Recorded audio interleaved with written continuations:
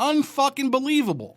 In Quebec, 2 people were killed. 5 people were injured after a man went on a stabbing rampage in Quebec City. Now, this isn't your normal stabbing spree that we are used to, seeing an individual knifing people left and right, okay, of a certain persuasion. They look like a certain type of somebody, but we don't need to label people. But this crazy maniac motherfucker is totally different than those crazy murdering motherfuckers. Officers arrested this guy in his mid-20s in connection with the Halloween night attacks in the historic district, the Quebec City Police Service said early Sunday morning. Quebec is waking up after a night of horror. Words fail to describe such a tragedy. I offer my condolences to the loved ones of the victims, said Quebec Premier François Legault. The incident unfolded near the National Assembly around 10:30 p.m. when police were notified about a man armed with a bladed weapon who had left multiple victims. Authorities had warned people to remain indoors and be on the lookout for a man dressed in medieval clothes. Yeah, you got that right. A murdering maniac dressed in medieval fucking clothes. Can you believe this shit? There was a lot of adrenaline flowing, especially when you see police officers walking and running with their weapons drawn, said Martin Rioux, who was walking in the area at the time and shit his pants when police and cars and then saw the bodies on the sidewalk. It's a full moon. It's October 31st. It's Halloween. It's a lockdown weekend.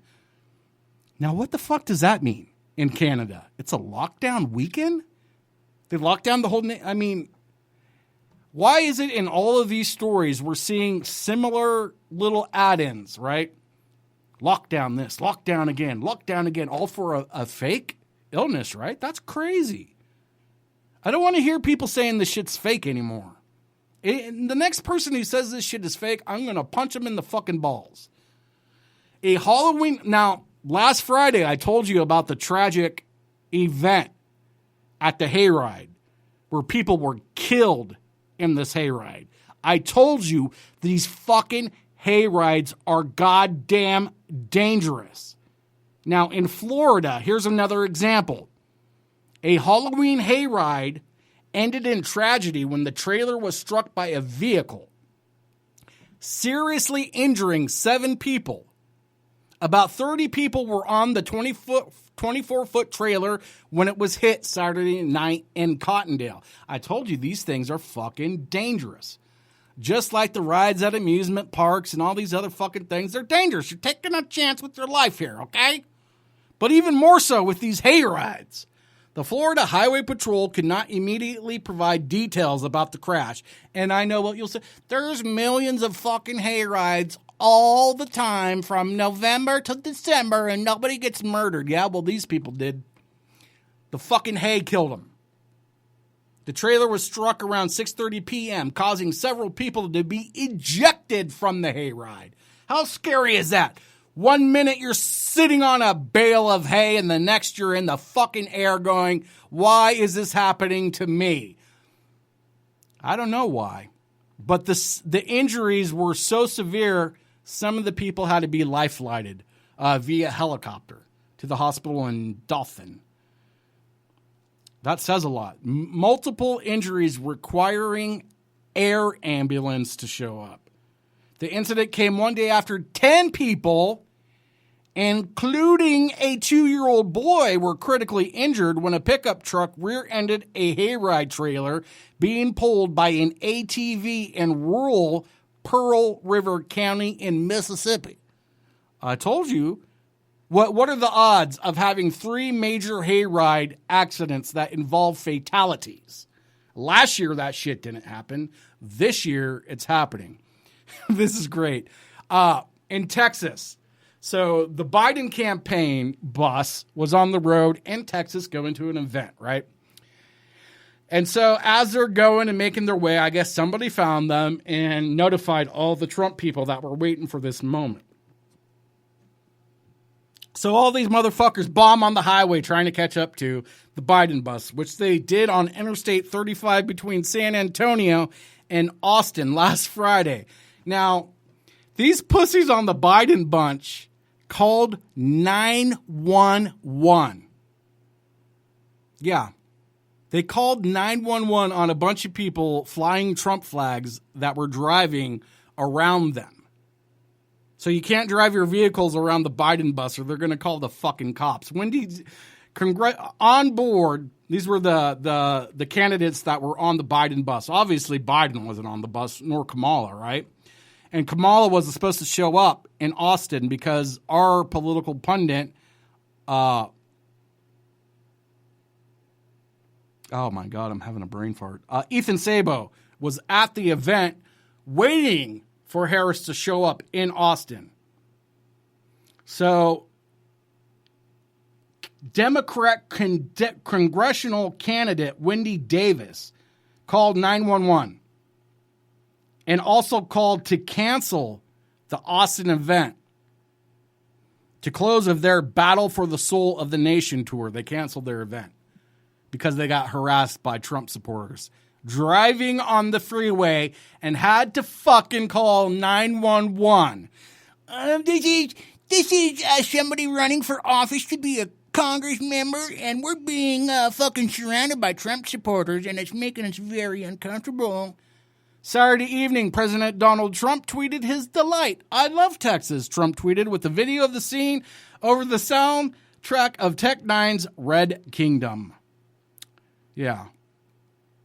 I can't believe they called 9/11. Now, here's something that happened to Attorney General over the weekend, Bill Barr.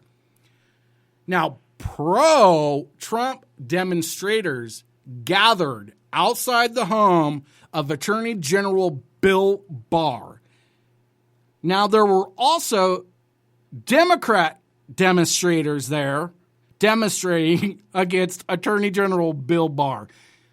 What would you do if you were Bill Barr? I would fucking hide in the house and hide under my bed or turn on the sprinklers or something, but that's not what he fucking did. These people were screaming, demanding that he take action against the president's Democratic rivals. Now, I know there's a lot of us in the Trump group that are kind of upset that we didn't see justice to the Clintons and Hillary and all the crimes and Obama crimes and things like that. We do not ever arrest these people in America. Very rarely. You're never going to see an American president under arrest. This shit's never going to happen. They can murder people and it's never going to fucking happen. The group was spotted in McLean, Virginia, Saturday afternoon by a neighbor who claimed they were there to express frustration that Barr is not doing enough to lock up Joe Biden, according to journalist Glenn Kessler. Look, Biden's never going to jail. No one is going to jail. The only people that go to jail are Congress people and maybe a few senators from time to time. Presidents never go to fucking jail. Ex-presidents, that never going to happen. And I really thought it was going to. I was like, after like year one, I knew it wasn't going to happen. I'm like, this is all bullshit. It's never going to happen. But these people showed up. So he's dealing with this in his own way, which I think shows that Bill Barr is not just a good American and not just a good attorney general, but just a decent person. AP reporter Mike Blasemo says that Bill Barr came out of his house, walked to the crowd, greeted the President Trump demonstrators and the Democrat demonstrators in front of his house. He greeted them all. He talked to everybody, individually and as in a group, which none of these fucking people have done. When all these people show up at their houses, they just like cry and complain. They're being harassed. No one wants to go out and talk to the people. Well, this guy did. The Attorney General of the United States did. And I got to give him props. And there's photos that somebody showed up on a white horse. I don't know what the hell that was all about, but it was unclear. Barr explained to the protesters what the DOJ's role is generally in investigations, and then shook hands with everyone and even posed for photos with the crowd. So if you don't like Attorney General Barr, then you're a dipshit because he seems like a pretty reasonable person to try and deal with. Me, if I was the Attorney General in America, I would have started paintballing these gun motherfuckers. Fuck them. With frozen paintballs at that. Back to France. French police on Sunday released an initial suspect in the shooting of a Greek Orthodox priest and widened their search for the gunman who critically wounded the priest as he closed the door to his official residence at a church in the city of Lyon. That's another religious member murdered in France. This guy was gunned down. He wasn't killed. The priest remained in critical condition after being shot with a hunting rifle. That's not usually the type of weapon you show up in person to shoot someone with. It's kind of weird in itself. The Greek Orthodox Holy Diocese of France identified the victim as Reverend Nicholas Kakrokovis and said he was scheduled to return soon to Greece after his time working at the church in France. We pray for a speedy recovery. Yada, yada, yada, yada, yada. Don't kill priests unless they fuck kids, and then you can kill all the ones you want to.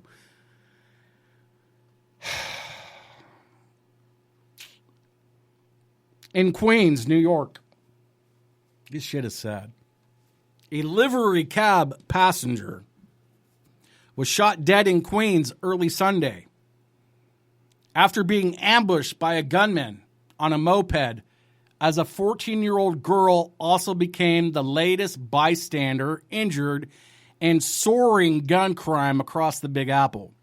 They were among 10 people who became the victims of gunfire in the city between Saturday and early Sunday. The 27-year-old passenger, identified by police sources as Diego Vasquez, was struck multiple times in the head and body. That's a fucking hit. Multiple times in the head and body, that is a hit. This dude got murked out by a professional. Multiple times in the head and body as he sat in the back of the car. In Elmhurst, just before 1:30 a.m., the cab had been driving northbound on Broadway when the moped pulled up alongside it at a red light at 81st Street with the bike's passenger pumping bullets through the rear driver's side window. The cab driver sped away from the scene with the bullet-ridden victim in the back to try to get help and was pulled over by police a few blocks away. An ambulance rushed the victim to NYC Health Plus Hospitals, Elmhurst, where he was pronounced dead. What happened to the 14-year-old? That's where the story... They don't say what happened to the 14-year-old girl. Was she killed? Doesn't say. That's a crappy story. Vancouver, Washington. This is it. I'm almost 30 minutes past needing to be quiet here. Vancouver, Washington.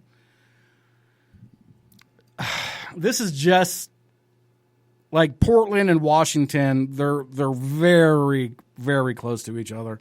A police killing of an armed African-American man in Washington state touched off a violent showdown between Black Lives Matters and Antifa followers that raged until the early hours Saturday.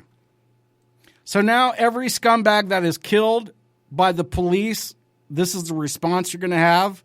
Black Lives Matter and Antifa coming to fuck your shit up? This guy had a fucking gun and shot at cops. What the fuck do you think's going to happen? Dozens from both movements descended on Vancouver from nearby Portland, Oregon, roughly 15 miles away to protest the death of Kevin Peterson Jr., a 21-year-old black man who sheriff's deputies fatally shot Thursday night after he fired on them. You shoot at cops, cops shoot back. You end up dead. Simple fact. The demonstrators infiltrated a crowd that gathered Friday evening to honor Peterson, who played football in high school and just had a new daughter. Shortly before the candlelight vigil, hundreds chanted, "Whose streets? Our streets," and Black Lives Matters. Signs on the fence of a bank parking lot nearby read, "Scream his name and stop." This is not a fucking lynching. This is another fucking criminal who was stupid to pull out a firearm and shoot at police officers thinking they're not going to defend themselves and shoot back. You're fucking crazy, people.